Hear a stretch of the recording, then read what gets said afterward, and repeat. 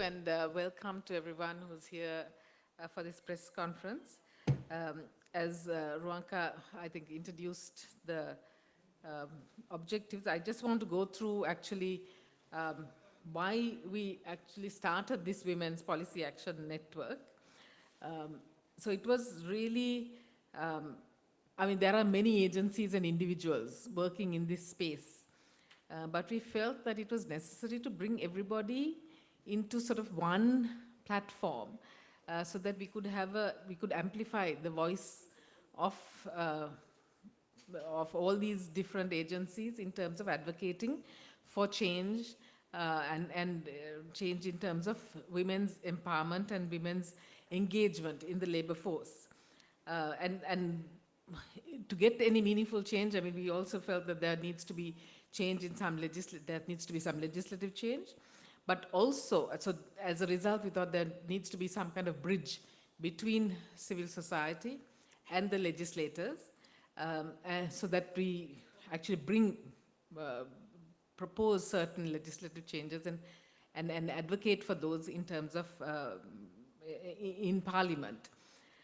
So first we wanted to make some changes in the laws, but I think as important or even more important, to make changes in terms of practices and the kind of mindsets of people in this area, because I think laws are one thing, you can pass a law, but actually getting it implemented and seeing meaningful change requires mindset change, and that is also one of the objectives of this Women's Policy Action Network. Just to recap, it was to create awareness and provide a strong voice for policy reforms, to create a bridge between Parliament and civil society to implement reforms, and actually to see some actual reduction in the barriers to women's economic empowerment of women. In this light, the Women's Policy Action Network, we focused on 6 areas. I mean, there are many areas, but because we were looking mainly at economic empowerment, we focused on 6 areas. One was on the land laws, one was on labor laws, on the unlocking the potential in the digital economy, looking at social infrastructure, because that is well known as a huge barrier for women to actually enter the labor force, looking at barriers faced by women in the informal economy, and also looking at financial inclusion, because when women have greater financial inclusion, that helps them to engage in economic activity. So these are some of the areas that we looked at specifically. So just to give you some motivation as to, so who sort of is part of this Women's Policy Action Network, we have invited the Women's Parliamentary Caucus to many of our events. We have invited representatives from the different ministries, depending on the different issues. So we had from the Ministry of Labor, Ministry of Technology, etc., on different panels to discuss some of these issues. We had representatives from the chamber, because they work with women at the grassroots level, and also civil society, think tanks, and other activists. So just to provide a motivation as to why it is important to increase women's economic participation, we know that women basically, the labor force participation of women in Sri Lanka has stagnated at around 30% for several decades. And when you dig deeper and you see why women, the lack of women in the labor force, one of the major issues that is raised is that, or one of the major barriers really, is that women, they bear the larger, or the burden in terms of household work and care work in terms of care of elderly, care of the young, disproportionately the burden falls on the women. And as a result, they end up having to opt out of the workforce.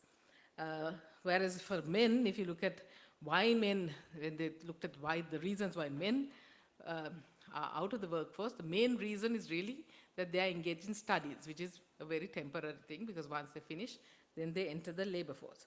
So how do you actually, what are some of the barriers that we looked at? So first thing, one area that we looked at was in terms of labor legislation. And then there were two areas that we focused on. That was on night-time work and part-time work. And we all know the issues that arise in terms of the women being unable to engage in nighttime work and part-time work. I know some of this has been partly addressed by amendment to the statute, but it does not address all areas or all sectors of the economy.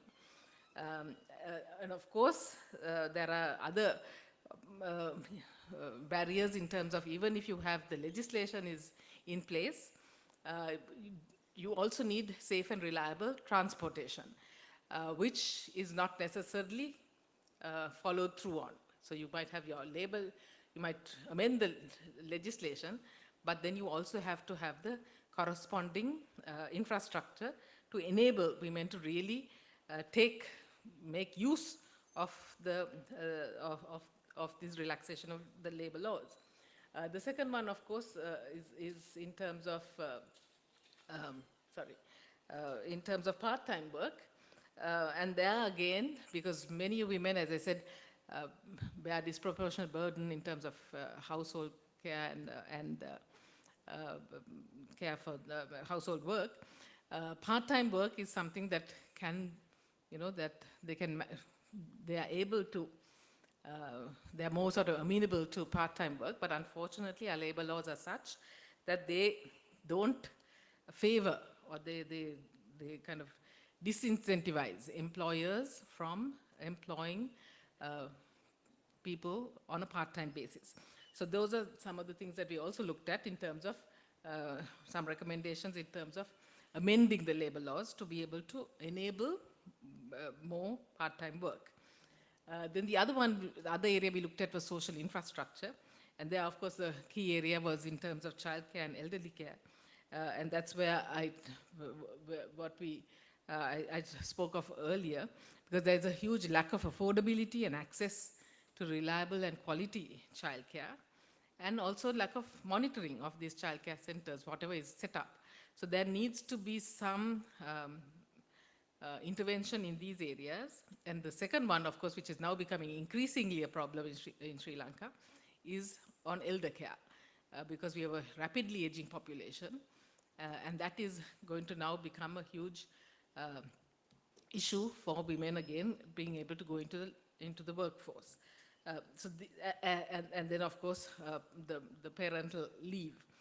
So what are the recommendations? Some of the recommendations we made was in terms of regulating and monitoring childcare services and incentivizing the corporate sector to actually provide private daycares. Of course, as I was talking to Shamali just before this, I mean, this is only going to be limited to, of course, companies that can afford to.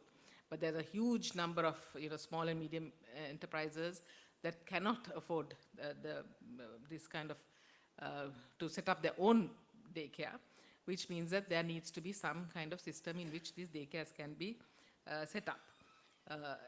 Similarly with elderly care, and we were also discussing that there's so much of infrastructure that is available because there are schools being closed down, buildings are basically vacant, and why can't these school buildings be used for either daycares or after school care, and also you can have elderly care as well, because it has a lot of the infrastructure and you really need to put a few things in place. So these are some things that we need to think about and do, because otherwise we're not going to, I mean, there has to be some concerted effort in trying to get these in place. And the other one is, of course, on parental leave, where I think there's some move, some institutions have moved on this, but there is no, it's not across the board where there is a recognition of parental leave across all institutions. We also looked at, I think I'm not going to go through all the details of everything. So I'll just run through because I think I've already taken quite a lot of time on that part. But I think that was the most important because we really were pushing for those labor laws. Unfortunately, we were told, I think there were a lot of consultations in terms of changing the labor laws. Unfortunately, we have not really seen uh, them really being brought out in any kind of meaningful change in the labor, the statutes. And unless we do these, unless we are really serious about getting these changes done, we are going to continue to have the same, the status quo is going to prevail. So I think we really need to push legislators to, to go all out and have, make these changes, because I think we've been talking about this for way too long. The other one is on informal employment, and I'll quickly go through that. So basically, because there is no real written legal arrangements between domestic workers and the employers, there has been huge, they are highly disadvantaged. So there needs to be put in place some kind of formal instrument or formal recognition of domestic workers as one form of employment. They need to be provided even with EPF and ETF if they reach a certain level of the wages. And of course, there needs to be some kind of minimum law and gratuity payments for domestic workers, which is not yet being done. But here again, because domestic workers are so fragmented and there is no collective, they cannot come together to one collective, there needs to be some intermediary agencies that need to push some of these reforms. The next area that we looked at was digital infrastructure. And this came up a lot, I think, particularly during COVID, where there was a huge push because, in-person shopping was not possible. I think there was a lot of digital or e-commerce that was taking place. But unfortunately, Sri Lanka does not have some of the infrastructure that is necessary. So one is in terms of access. Yes, in the urban areas, we have good access to internet and the coverage is fine. But if you go into the rural areas, the coverage is not that great. So how can you have a universal kind of digital economy without really including everybody into this space? The other one is, of course, in terms of the digital devices themselves, particularly after we had these import restrictions and import duty increases, they have become highly unaffordable. So again, that is some area that needs to be looked at. And then the whole issue of digital literacy, because even though Sri Lanka has quite high literacy in terms of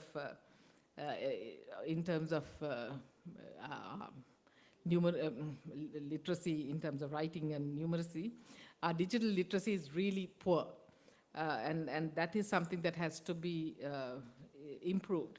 So how do we do that? I mean, we basically propose several policy recommendations in terms of improving access, improving affordability, increasing the digital literacy, and of course having these payment systems. So the next one I want to focus on is on financial inclusion, which is kind of linked to digital literacy, because if you look at financial inclusion, you can see that Sri Lankans do have fairly high financial inclusion in terms of having an account, but in terms of the actual use of accounts for payments, for transactions, is very low. So this is something that has been a puzzle really in Sri Lanka. And when this is kind of overall, right? So this is not just only female, this is all, everyone. If you take females, it's even less, which means that females even use the use of these different payment systems or use of accounts is much less. And if you look at the last thing, even use of digital payments, etc., is very low compared to many other countries. But of course, there are other issues in terms of financial inclusion. We know there's a lot of there's abuse in terms of the way of the being preyed on really by lenders who to try to prey on people in terms of taking advantage of them in lending, etc. So there has to be very strict rules in terms of consumer protection to ensure that that kind of predatory lending, etc., does not happen. Then, of course, on the microfinance sector, and I think this is something that was brought up. I mean, there was a microfinance bill that was proposed, of course, that was shut down. But this is one area that really needs focus because there are a huge number of microfinance women in the microfinance sector, and there needs to be some kind of regulation on in this sector.